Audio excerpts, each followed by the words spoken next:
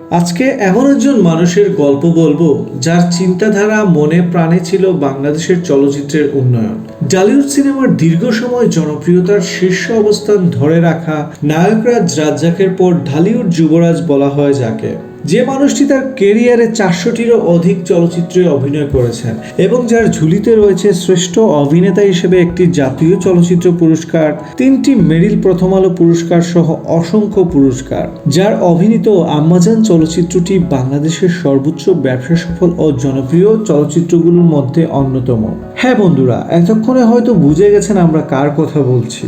তিনি আর কেউ নন, আমাদের সবার পরিচিত বাংলা সিনেমার অত্যন্ত জনপ্রিয় কিংবদন্তি নায়ক মান্না। মান্নার পুরো নাম সৈয়দ মোহাম্মদ আসলাম তালুকদার, তবে সবার কাছে তিনি মান্না নামে অধিক পরিচিত। 1964 সালের 14 এপ্রিল টাঙ্গাইলের কালিহাতী উপজেলার অ্যাঙ্গালায় জন্মগ্রহণ করেন মান্না। পিতার নাম নুরুল ইসলাম তালুকদার ও মাতা হাসিনা ইসলাম। মান্নারা 2 ভাই ও 2 বোন। মান্নার উচ্চতা 6 ফুট, ওজন 78 কেজি, ধর্ম ইসলাম এবং তার রাশি হলো ধনু রাশি। তিনি টাঙ্গাইলের বিন্দুবাসিনী হাই স্কুল থেকে উচ্চ মাধ্যমিক পাশ করেন এবং ঢাকা কলেজে জিওলজি বিষয়ে স্নাতকে ভর্তি হন। কিন্তু দুঃখের বিষয়, গ্রাজুয়েশন শেষ করা হয়নি অভিনয়ের কারণে। ব্যক্তিগত জীবনে মান্না তার কর্মজীবনের শুরুর দিকে সহ অভিনেত্রী শেলি কাদেরের সঙ্গে ভালোবেসে বিবাহ বন্ধনে আবদ্ধ হন। এই দম্পতির সিয়াম ইলতিমাস মান্না নামে এক পুত্র সন্তান রয়েছে।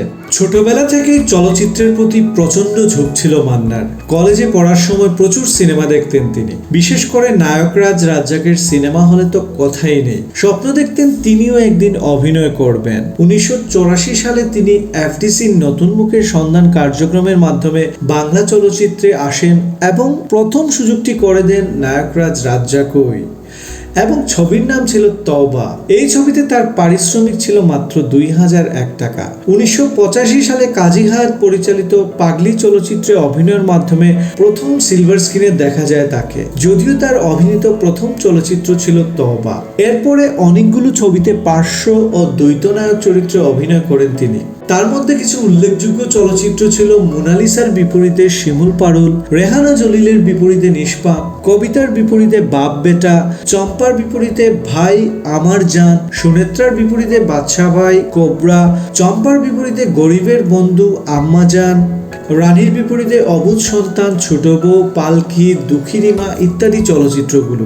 প্রথম একক নায়ক হিসেবে মান্না 1991 সালে মোস্তফা আনোয়ার পরিচালিত কাশেম মালার প্রেম চলচ্চিত্রে চম্পার বিপরীতে অভিনয় করেন। এই ছবিটি অনেক প্রশংসিত হয়। এরপর 1992 সালে কাজী হায়াতের দাঙ্গা ও ত্রাস চলচ্চিত্রেও একক অভিনেতা হিসেবে অভিনয় করেন এবং ছবি দুটিতে তার অভিনয় ব্যাপক প্রশংসিত হয়। দুটি ছবি সুপারহিট এবং ব্যবসা সফল হয়। এরপর থেকে মান্নাকে আর পিছনে ফিরে তাকাতে হয়নি। তিনি একে একে উপহার দিতে থাকেন হিট সুপারহিট চলচ্চিত্র।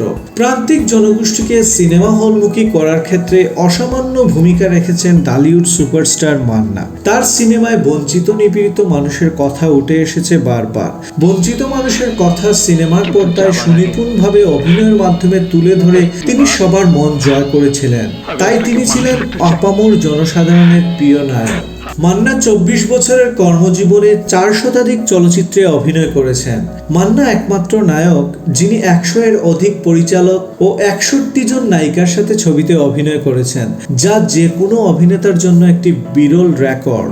মান্না অভিনীত উল্লেখযোগ্য চলচ্চিত্রগুলোর মধ্যে রয়েছে দাঙ্গা, লুটতরাজ, তেজি, আম্মাজান, আব্বাজান, বীর সৈনিক, শান্ত কেন মাস্তান, বশিরা, খলনায়ক, রংবাজ বাদশাহ, সুলতান, ভাইয়া, টপ সম্রাট, ঢাকাইয়া মাস্তান, মাস্তানের উপর মাস্তান, বিগ বস, মান্না ভাই, টপ টেরর, জনতার বাদশাহ, রাজপথের রাজা, এতিম রাজা, টুকাই রংবাজ, ভিলেন, নায়ক, সন্ত্রাসী মুন্না, জুম্মন কসাই, আমি জেল থেকে বলছি এবং কাবুলিওয়ালা ইত্যাদি চলচ্চিত্রগুলো। অভিনয়ের পাশাপাশি একসময় প্রযোজনায় নাম লেখান এই গুণী অভিনেতা। তিনি কৃতাঞ্জলি চলচ্চিত্র নামে একটি প্রযোজনা সংস্থা প্রতিষ্ঠা করেন। তিনি লুটতরাজ, স্বামী স্ত্রীর যুদ্ধ, 2 বধূ 1 স্বামী, আমি জেল থেকে বলছি, পিতামাতার আমানত সহ মোট 8টি চলচ্চিত্র প্রযোজনা করেন। অভিনয় ও প্রযোজনার পাশাপাশি তিনি ছিলেন একজন সংগঠকও। তিনি শিল্পী সমিতির সাধারণ সম্পাদক হিসেবেও দায়িত্ব পালন করেছিলেন। মান্না 2008 সালের 17 ফেব্রুয়ারি হৃদরোগে আক্রান্ত হয়ে ইউনাইটেড হাসপাতালে চিকিৎসাধীন থাকা অবস্থায় মাত্র 43 বছর বয়সে মৃত্যুবরণ করেন। তাকে টাঙ্গাইলের আঙ্গুলায় পারিবারিক কবরস্থানে সমাহিত করা হয়। মৃত্যুর কয়েক মাস পর একই বছরের 17 সেপ্টেম্বর চিকিৎসকদের অবহেলায় তার মৃত্যু হয়েছে এমন অভিযোগে তার পরিবারের পক্ষ থেকে ইউনাইটেড হাসপাতালের 6 চিকিৎসকের বিরুদ্ধে মামলা করেন তার শ্যালক রেজা কাদের। মান্না আমাদের বাণিজ্যিক ছবির ইতিহাসে একটি স্মরণীয় নাম হয়ে থাকবে। তার অভিনয়, কথার ধরন সবকিছু মিলিয়ে একটা আলাদা স্বতন্ত্র স্টাইল তিনি দাঁড় করিয়েছিলেন। এমন কিছু ছবি আছে যার জন্য মান্না চিরদিন দর্শকদের মনে স্থান করে নিয়েছেন। মান্না ছাড়া হয়তো আমরা সেই ছবি পেতাম না। এক সময় ছিল যখন ছবিতে শুধু মান্না আছে, তার কারণেই দর্শক হলে ছুটে গিয়েছিল, তার কারণেই ছবি ব্যবসা সফল হয়েছিল।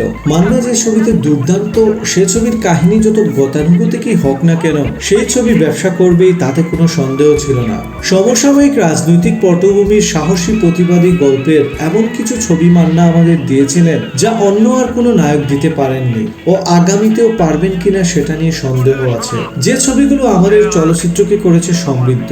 আজ হল বিমুখ বাংলা চলচ্চিত্রের করুণ সময়ে আরেকজন মান্নাকে খুব বেশি প্রয়োজন, যার কারণে ছবিপাড়া আবার সরগরম হবে, প্রযোজক পরিচালক ব্যবসা করার সাহস পাবে, সর্বোপরি বাংলা চলচ্চিত্র আবার জেগে উঠবে।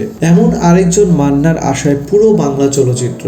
যতদিন বাংলা সিনেমা থাকবে ততদিন ডালিউড সোনালী প্রজন্মের সর্বশেষ মহানায়ক মেগাস্টার মান্না এদেশের চলচ্চিত্র প্রেমীদের হৃদয়ে অমর হয়ে থাকবেন। লাইভ স্টোরির পক্ষ থেকে আপনার বিদেহী আত্মার মাগফিরাত কামনা করছি। অপরে ভালো থাকবেন মান্না স্যার। আসবার কালে আসলাম একা, যাইবার কালে যাব একা, মাঝে মাঝে মনরে বলি চক্ষু মেলা কি দেখলা।